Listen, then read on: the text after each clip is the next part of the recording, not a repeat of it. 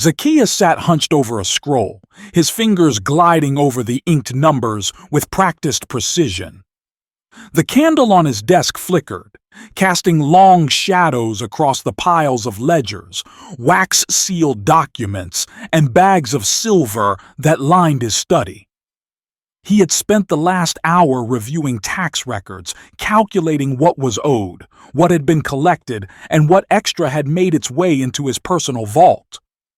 Numbers had always made sense to him.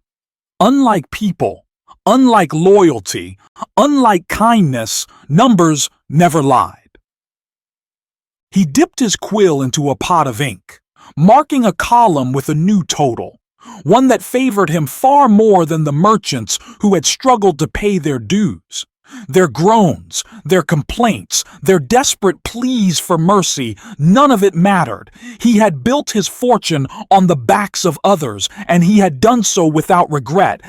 Wealth had given him power, but it had also made him a prisoner.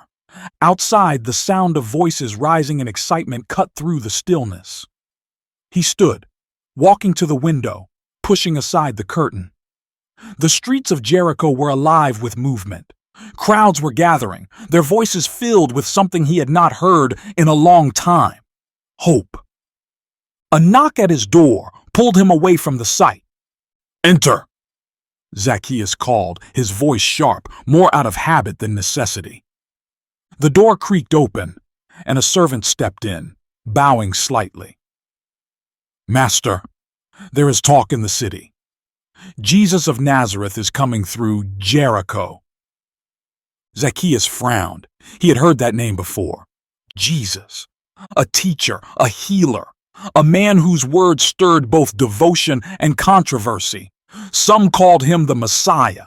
Others called him a blasphemer. Zacchaeus had never cared much for religious men. He had seen how the Pharisees flaunted their righteousness while secretly bending the law to suit their own desires.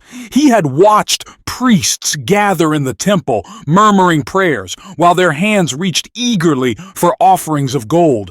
But Jesus was different.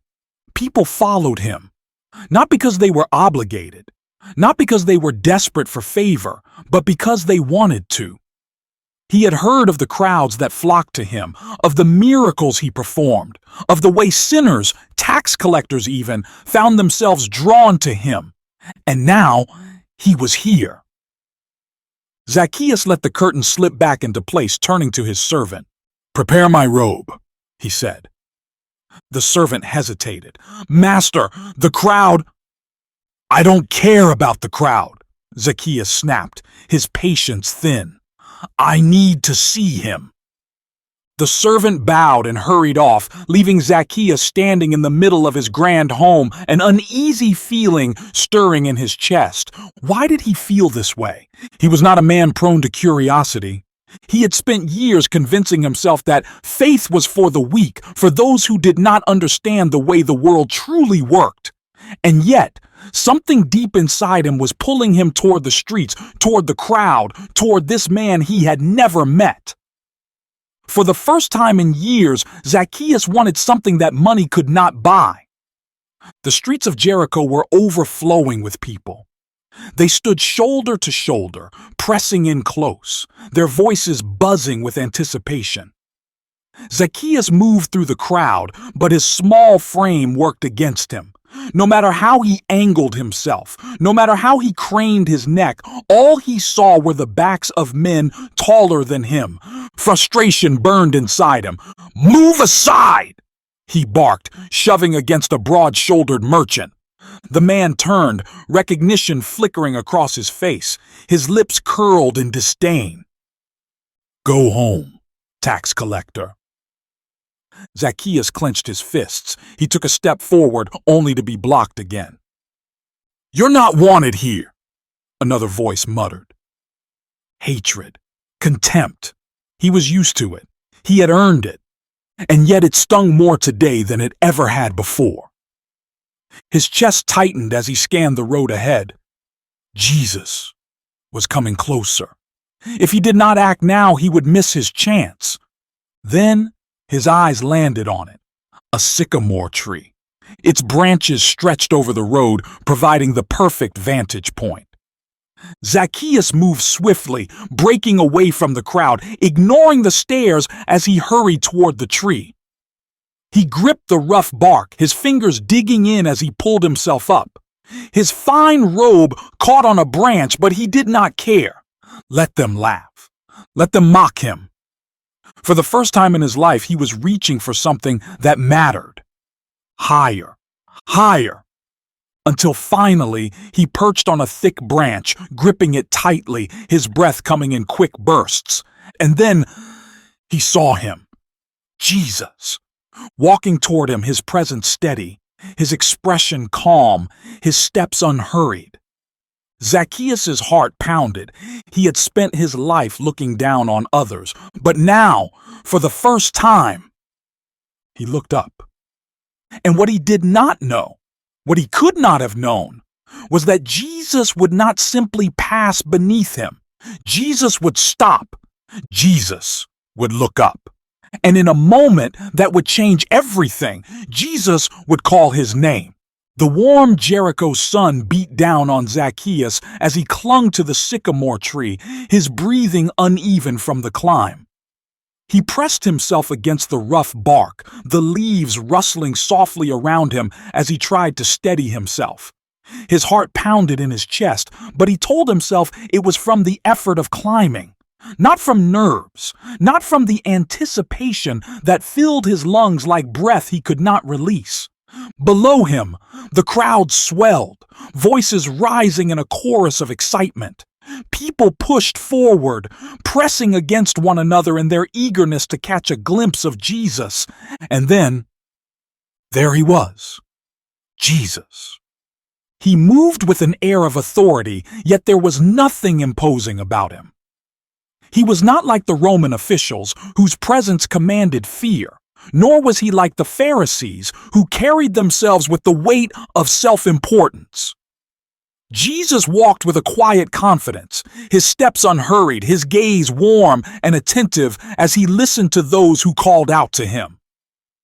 Zacchaeus exhaled slowly. He had expected to feel nothing. After all, this was just a man, another teacher, another so-called prophet stirring up the people's emotions. He had expected to look down, observe, and be done with it.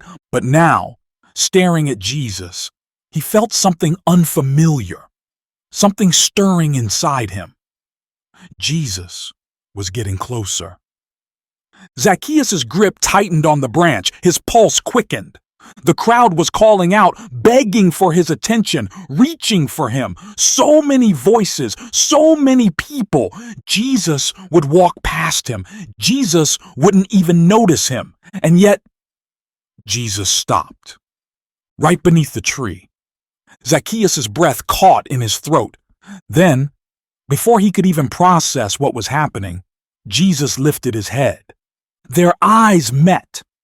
And in that moment, Zacchaeus felt exposed in a way that had nothing to do with being perched in a tree above the crowd. Jesus saw him. Not just a tax collector, not just a wealthy man in fine robes, not just a sinner. He saw him. And then Jesus smiled. "Zacchaeus," he said, his voice carrying easily over the murmuring crowd, "come down immediately. I must stay at your house today." Zacchaeus felt his entire body go still.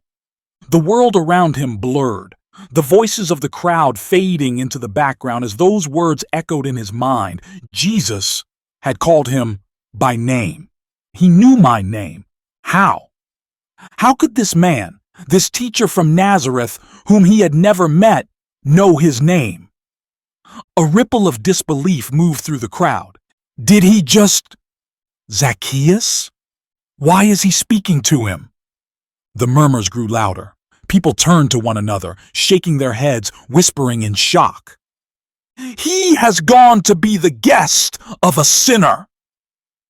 Doesn't he know who Zacchaeus is? Why him? Why not someone worthy? The words stung, but Zacchaeus barely heard them, because Jesus had spoken to him.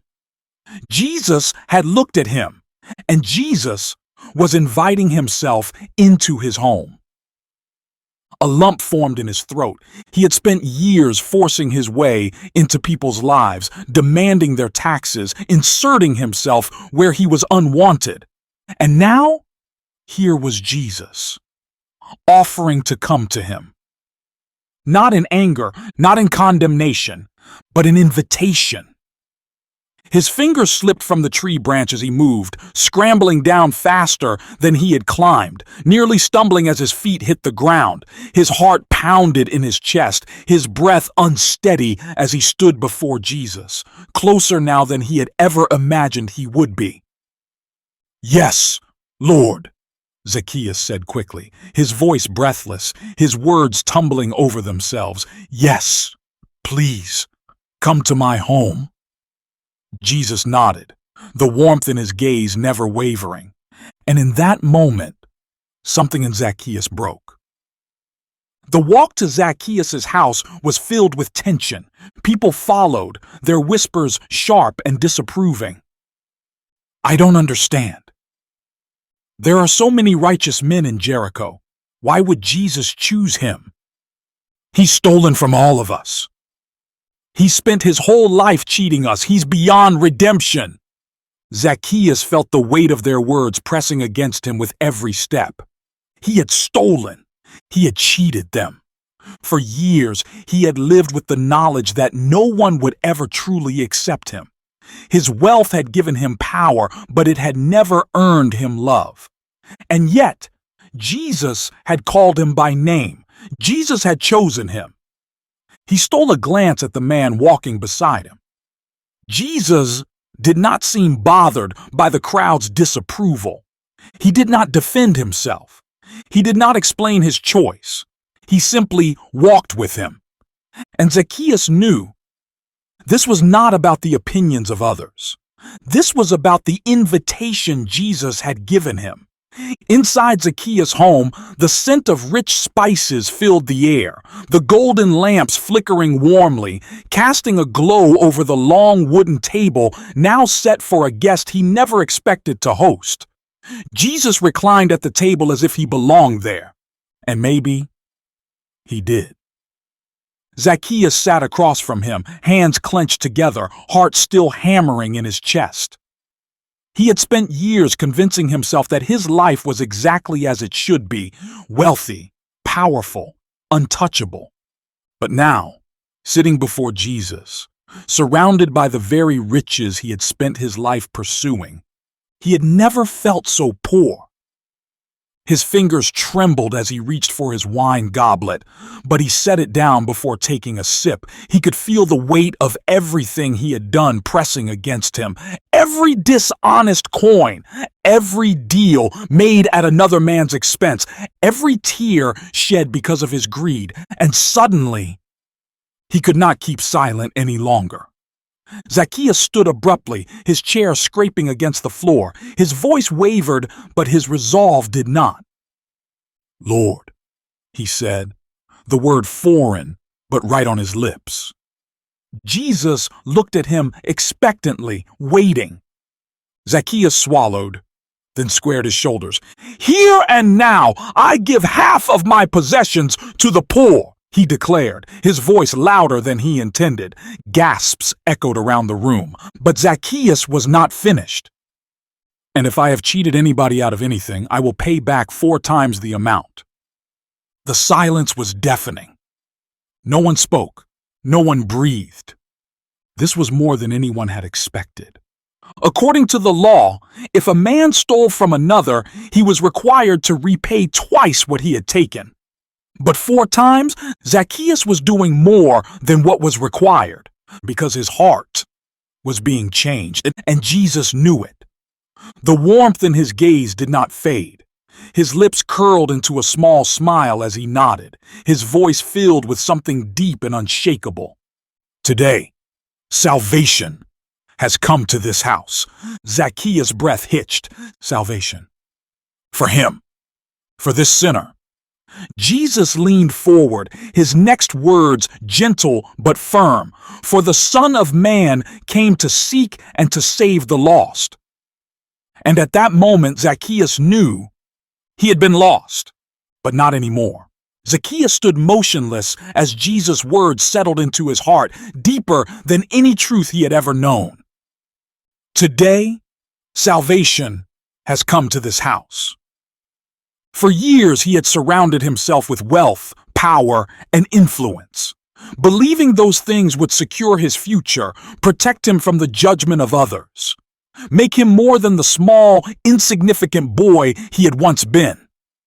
But now, standing before Jesus, he realized how little those things truly meant. Salvation. That was something his gold could never buy. The weight of his past sins pressed against his chest, each memory surfacing with startling clarity. The merchants he had overtaxed, the widows he had left penniless, the families who had struggled because of his greed. He had been so focused on taking that he had never considered the destruction he left behind. But Jesus had seen him. Jesus had called him. And Jesus had offered him a new life. Zacchaeus took a shaky breath, steadying himself. "Lord," he said, voice thick with emotion, "I meant what I said. I will repay everything 4 times over." Jesus nodded, a quiet smile playing at his lips, as if he already knew that Zacchaeus' promise was more than just words. It was a transformation. The crowd inside the house was still in shock. Some exchanged wide-eyed glances, unsure if they should believe this sudden change. Others watched Jesus carefully, waiting for his response. One of the men closest to Zacchaeus spoke hesitantly. "But why him, Rabbi?" His eyes flickered with doubt. "Of all the men in Jericho, why did you choose this tax collector?" Zacchaeus tensed, prepared for the judgment, prepared for Jesus to remind them all of the wicked things he had done. But instead, Jesus spoke with warmth and certainty. "Because the Son of Man came to seek and to save the lost." The words washed over Zacchaeus like cool water on a scorching day. He had been lost, but now he was found. As the meal continued, Zacchaeus found himself speaking more freely than he ever had before. He was known for his sharp wit, his ability to manipulate conversations to his advantage, to twist words like a merchant twists thread between his fingers. But tonight there was no need for deception. For the first time, he had nothing to hide. He listened as Jesus spoke to the people at his table, answering their questions, telling them parables that made them think deeper than they ever had before. And Zacchaeus understood why people followed him. Jesus was not just a teacher. He was truth itself. And truth had never looked at Zacchaeus so kindly before. At one point, a servant hesitated beside him, hands wringing nervously. "Master, what would you have us do with the gold?"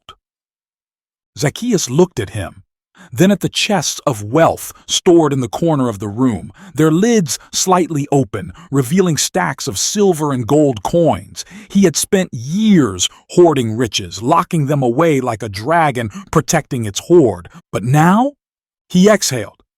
"Distribute it," he said simply. "Half to the poor." The servant's eyes widened. "Half, master?" "Yes." Zacchaeus nodded, his voice firmer this time. "And prepare the records. I will personally return 4-fold to those I have cheated." The room fell silent again. Even Jesus watched him closely, but there was no surprise in his expression, only understanding. One of the guests shook his head in disbelief. "But Zacchaeus, this is your fortune. You worked for this. Why throw it away?" Zacchaeus smiled, a genuine, light-hearted smile he had not worn in years. "Because it was never mine to begin with." And for the first time in his life, he truly believed it.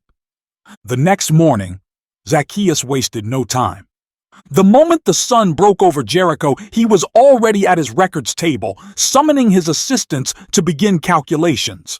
One by one, he sent his men into the city, carrying bags of coins to the homes of those he had wronged. The first door he knocked on was that of an elderly woman, a widow who had nearly lost her home due to his excessive taxes. When she opened the door, her eyes widened in terror at the sight of him. "I have nothing left to give," she whispered, clutching the fabric of her robe. Zacchaeus swallowed hard. It was painful to realize how much fear he had caused in people. "You misunderstand," he said softly, reaching into the bag at his side. He pulled out a pouch of coins and placed it in her trembling hands. "This is yours, and more will come." The woman's eyes filled with tears. I don't understand." "Consider it repayment," Zacchaeus said with a small smile, "and an apology." She gasped, fingers curling tightly around the money as if she might wake up and find it was all a dream. He turned to leave, but before he could take a step, she grasped his hand. "Bless you," she whispered. "Bless you for this." Zacchaeus did not know how to respond. No one had ever blessed him before. Not like this. For the rest of the day, Zacchaeus moved from house to house, knocking on doors, delivering what was owed, watching the shock and confusion melt into gratitude. Word spread quickly. By midday, the city was buzzing. "Zacchaeus is repaying his debts. He gave my father 4 times what he took. Did you hear? He's giving away his wealth just like that." The people of Jericho had spent years cursing his name. But today, as he walked through the streets, the whispers sounded different, hopeful, astonished, forgiving, and somewhere, in the back of his mind, Zacchaeus knew this was only the beginning. That evening, he stood outside his home, watching the sun set over the rooftops, casting a golden glow over the city. He had never felt lighter. A presence approached, and he turned to see Jesus standing beside him. For a moment, neither of them spoke. Then Jesus smiled. "It is a good thing you have done today." Zacchaeus looked out over the city, where families now had food to eat, where widows no longer feared eviction, where the burdens he had once placed on people had finally been lifted. "It was the only thing I could do," Zacchaeus admitted. Jesus nodded, as if he had expected nothing less. "You were lost," he said gently, "but now you are found." Zacchaeus let out a small breath, a chuckle escaping his lips. "I suppose I am." And for the first time in his life, he truly was. Zacchaeus stood at the edge of his balcony, overlooking the streets of Jericho as the last traces of sunlight faded into twilight. Below him, he could hear the distant chatter of merchants closing their stalls, the laughter of children playing in the narrow alleys, and the hushed conversations of those still reeling from the day's events. He had spent his entire life commanding attention with his wealth and influence, but today, for the first time, people spoke of him with something other than disdain. For years, his name had been a curse on their lips. Today, it had become a whisper of hope. He closed his eyes, breathing in the cool evening air. The weight of his riches no longer clung to him, no longer strangled him with the illusion of security. It was as if his soul had been unshackled, freed from a prison he had built with his own hands. Behind him, the quiet footsteps of Jesus approached. "You have given away much today," Jesus said, his voice steady, warm. Zacchaeus turned, his lips curving into a small, tired smile. "Not nearly as much as I took." Jesus studied him for a moment, his expression unreadable, yet full of understanding. "And do you regret it?" Zacchaeus shook his head without hesitation. "No, for the first time. I feel as though I have gained something that truly matters." He let out a soft chuckle. "Strange, isn't it? I spent my whole life hoarding wealth, believing it would protect me, believing it would make me important. But all it ever did was build walls between me and everything I truly needed." Jesus nodded, stepping beside him, gazing out at the city. "It is difficult for the rich to enter the kingdom of God," he said, "but not impossible." Zacchaeus exhaled. "I was lost in it," he admitted, his voice quieter now. "The power, the comfort, the control, it consumed me.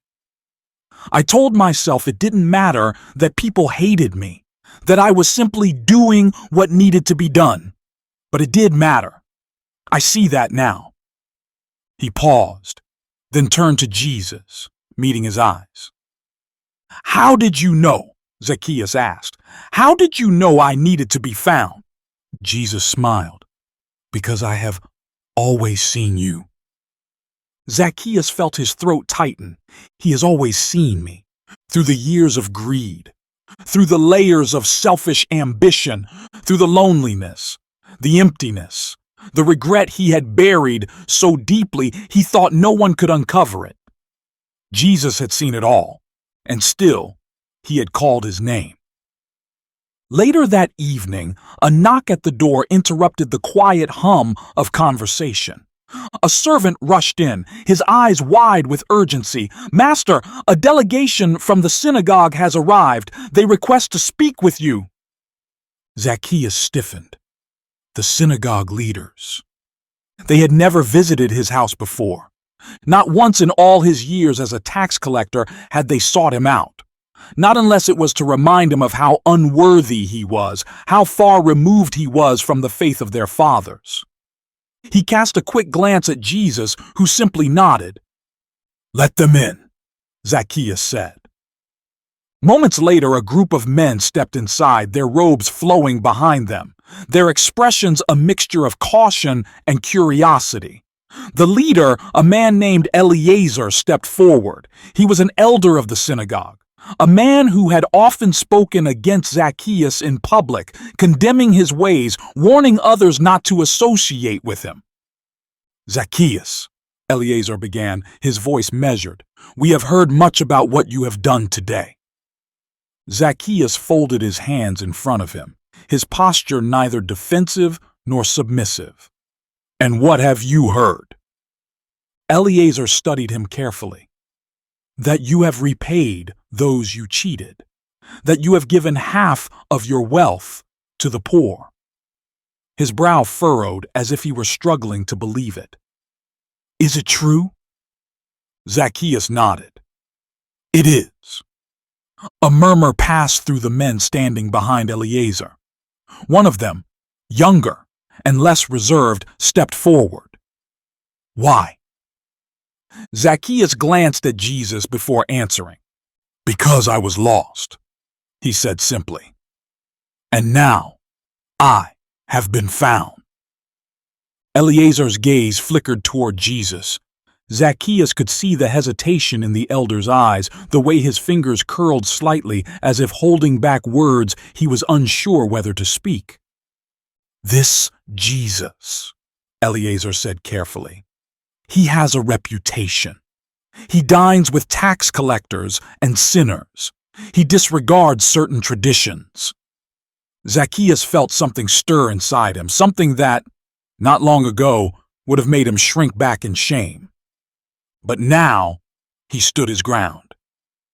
"And yet," Zacchaeus said, "he is the only one who ever truly saw me." Eliezer exhaled through his nose. The men behind him shifted, glancing at one another. Finally, after a long silence, Eliezer spoke again. "You have done a good thing, Zacchaeus." The words seemed heavy, reluctant, but honest. "And for that, may the Lord bless you." Zacchaeus felt a strange warmth in his chest. A blessing. From a man who had once condemned him. Perhaps hearts could be changed, after all. When the synagogue leaders had left, Zacchaeus turned back to Jesus, a smirk playing at his lips. "You know," he mused, "I spent years trying to prove to those men that I was important, that I was worthy of their respect." "And now?" Jesus asked. Zacchaeus let out a breath, shaking his head. "And now? I don't care what they think." Jesus laughed softly. "That is freedom, Zacchaeus." Zacchaeus smiled. Yes. For the first time in his life, he was truly free. As the night deepened, Zacchaeus sat beside Jesus in the courtyard, watching the stars appear one by one in the vast sky. "What happens now?" Zacchaeus asked. Jesus turned to him, his expression full of peace. "Now," he said, "you follow me." Zacchaeus thought about it. He thought about the city he had once controlled, the power he had wielded, the wealth he had accumulated. He thought about the life he had built and the life he had just begun, and he smiled. "Yes," Zacchaeus said softly, "I will." Zacchaeus awoke before the sun rose, long before the streets of Jericho came alive with merchants and travelers. The stillness of the early morning wrapped around him, a silence he once found unsettling but now welcomed. He lay on his back, staring at the ceiling, his mind racing with the events of the past day. Everything had changed. He had spent his life believing that wealth and power would bring him peace. But in one evening, Jesus had undone all of it. Not by force, not with condemnation, but with a simple invitation. An invitation that had broken through the fortress he had built around his heart. For the first time in years, Zacchaeus felt light, free. But freedom came with a cost. There was no returning to the life he had once lived. The thought didn't terrify him the way it once might have. Instead, it felt like stepping out of a dark room into the warmth of the sun. As he moved through his house, he noticed things differently. The golden lamps, the fine linens, the imported spices, all of it had once symbolized his success. Now, it felt like a weight he no longer wanted to carry. He found himself standing before a chest in the corner of his room, the one where he stored his most valuable earnings. Slowly, he knelt and lifted the lid. Gold coins gleamed in the dim morning light. Neatly stacked in rows, more wealth than most men would ever see in a lifetime. He reached in, letting the coins spill through his fingers. For years, this had been his security, his identity. Now, it felt like dust in his hands. A knock at the door pulled him from his thoughts. "Master?" a servant said hesitantly as he stepped inside. "There are people outside. Many people." Zacchaeus frowned. "What do you mean?" The servant shifted uncomfortably. "They are waiting for you." Zacchaeus stepped outside and was met with a sight he never expected. Dozens of people, men, women, even children, stood in front of his house, their faces filled with uncertainty, curiosity, and something else. Something he could not yet name. It was the people of Jericho. The very ones he had wronged, the very ones he had repaid. They stood together, shifting awkwardly, as if unsure why they had come. A man stepped forward first. Zacchaeus recognized him instantly. Eliam, a merchant from the marketplace. He had been one of the many Zacchaeus had overtaxed, one of the many who had once spat at his feet in anger. Eliam took a slow breath, as if choosing his words carefully. "We heard what you did yesterday," he said. Zacchaeus nodded, waiting. Eliam hesitated, then continued. "And we did not know what to make of it." Murmurs of agreement rippled through the crowd. "For years," another man spoke up, "you took from us, and we hated you for it. We cursed your name. We wished for the day you would fall from your wealth." Zacchaeus swallowed hard. He did not blame them for their anger. The man continued, "But then, yesterday, you gave it all back. More than what was taken." He paused, looking uncertain. "Why?" Zacchaeus took a deep breath.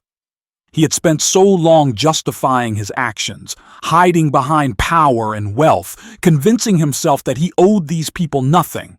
But now, standing before them, he knew he owed them everything. "Because I was wrong," Zacchaeus said simply. A hush fell over the crowd. "I spent my life taking, believing that gold could fill the emptiness inside me," he continued. "I thought power would make me somebody." He exhaled slowly. "But I was already lost before I ever gained my fortune." He met their eyes one by one, the weight of his past pressing on him. "Then Jesus found me," Zacchaeus said, "and he gave me what I could never buy." A woman in the crowd wiped at her eyes. An older man, one who had never before met his gaze without contempt, nodded slowly, and then a voice rang out from the back. "Does this mean we are supposed to forgive you?" Zacchaeus turned toward the voice, his stomach tightening. An elderly man stepped forward, his face lined with age and grief. Zacchaeus recognized him too, Joseph, a farmer who had lost nearly everything to the weight of Rome's taxes, a man who had pleaded for mercy years ago while Zacchaeus turned him away. Zacchaeus' chest ached. No words could undo the pain he had caused, but he could offer something else. "No," Zacchaeus said softly. "I do not ask for your forgiveness. That is not something I can demand or expect from you." The old man's eyes narrowed slightly, as if measuring him. "But," Zacchaeus added, "I am sorry, and whether you forgive me or not, I will spend the rest of my life making it right." Silence stretched between them, and then Joseph exhaled. It was not a grand declaration, not a sudden embrace, but in that moment something shifted. The hatred in the old man's gaze softened. The weight between them lessened. It was enough. For now, it was enough. That night, as Zacchaeus walked the streets of Jericho, he was no longer met with whispers of scorn. The people did not suddenly call him a friend, but they did not turn away from him either. He was no longer just the tax collector. He was no longer just a thief. He was a man who had been changed, a man who had been found. And as he gazed up at the night sky, he knew one thing for certain. Following Jesus would cost him everything.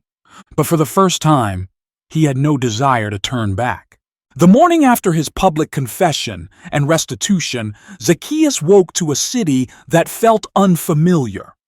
The air was thick with something he couldn't quite name. Was it relief? Suspicion? A cautious kind of hope? He knew his decision to give back what he had stolen had changed everything. But he also knew that people did not forget easily. For years, he had been the most hated man in Jericho. It would take time before his name was spoken without bitterness, and he accepted that. But there was another realization settling into him now, one that made his stomach tighten as he sat alone at his breakfast table, staring at the simple meal before him. He had given away half of his wealth, and the rest was quickly diminishing: the grand house, the servants, the luxuries he had once surrounded himself with. Soon, all of it would be gone. He had spent his life believing that money was his security, his power, his identity. And now, as the last of it slipped from his grasp, he felt something unfamiliar. Not fear, not regret, but freedom. Later that afternoon, as Zacchaeus walked through the city, people greeted him hesitantly. Some nodded in acknowledgement, others merely watched him in quiet curiosity. But one man stepped directly into his path. You think this changes anything? Zacchaeus stopped short. The voice was sharp, filled with disdain. He recognized the man instantly. Doran, another tax collector. Unlike Zacchaeus, Doran had no regrets about his work. He thrived in the life they had built under Rome's rule. The two of them had often shared drinks, laughing at the desperation of those who came begging for leniency. But today, Doran was not laughing. You're a fool, Doran spat. You spent years building your fortune and you threw it away for what? For them? He gestured toward the marketplace, where merchants bustled about, where families gathered with their daily earnings in hand. Zacchaeus met Doran's glare but did not flinch. Yes, he said simply. Doran scoffed. You think they'll ever accept you? You think you'll ever be one of them?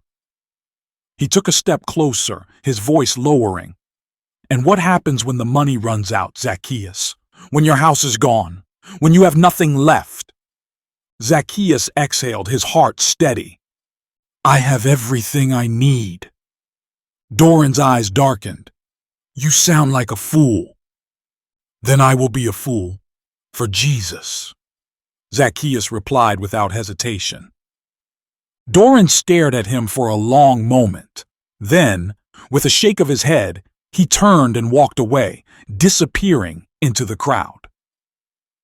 Zacchaeus watched him go, sadness settling in his chest, not because he regretted his choice, but because he had once been just like Doran, so convinced that wealth could fill the emptiness inside him. And he wished that, one day, Doran would see what he now saw. That evening, Zacchaeus returned to his home to find Jesus waiting for him in the courtyard. He paused, surprised. Rabbi, I did not expect you to still be here. Jesus turned to him with a knowing smile. Do you wish me gone already? Zacchaeus let out a small chuckle. No, never. Jesus gestured for him to sit beside him on a stone bench. You have given much in these last days, he said. Do you now understand the cost of following me? Zacchaeus exhaled, rubbing his hands together. I do. He glanced around at his grand house, the halls now quieter, the wealth he had once clung to slipping away like sand through his fingers. I spent my life believing that riches gave me security, that power gave me purpose. But now, none of it matters. The more I give away, the more I feel as if I am finally living. Jesus nodded, pleased. This is why I came, Zacchaeus, not to take from you, but to free you. Zacchaeus swallowed the lump forming in his throat. But what now? He asked. I have spent my life as a tax collector. That life is over now. Who am I supposed to be? Jesus reached out, placing a hand on his shoulder. You are a son of Abraham, he said. And now, you are my disciple. Zacchaeus' heart clenched. A disciple, a follower of Jesus. Him? He had never imagined a future beyond wealth, beyond corruption, beyond greed. And yet, here he was, standing in a life he had never dared to dream of. I will follow you, Zacchaeus said, voice steady, filled with certainty. Wherever you go, whatever you ask, I will follow you. Jesus smiled, his eyes filled with something deep and unshakable. Then let us go, he said. And just like that, Zacchaeus left his old life behind. As they stepped into the streets, Zacchaeus knew he was no longer the same man who had once climbed a tree just to catch a glimpse of Jesus. He had found what he had been searching for. Not wealth, not power, but grace. And now, he was ready to share it with the world. The morning light stretched across the rooftops of Jericho as Zacchaeus stepped outside his home, feeling the warmth of the sun on his skin. But this morning was different. For the first time in his life, he had nothing to protect, nothing to hide, nothing to fear. The heavy weight of gold that once sat in his hands, the burden of his wealth and reputation, the constant need to prove himself, all of it was gone. Yet, he had never felt richer. He turned to Jesus, who stood beside him, watching the city awaken. Zacchaeus took a slow breath before speaking. "I never imagined this day would come," he admitted. "That I would be standing here, no longer a tax collector, no longer hated, no longer the man I used to be." Jesus looked at him with gentle amusement. "And yet, here you are." Zacchaeus chuckled.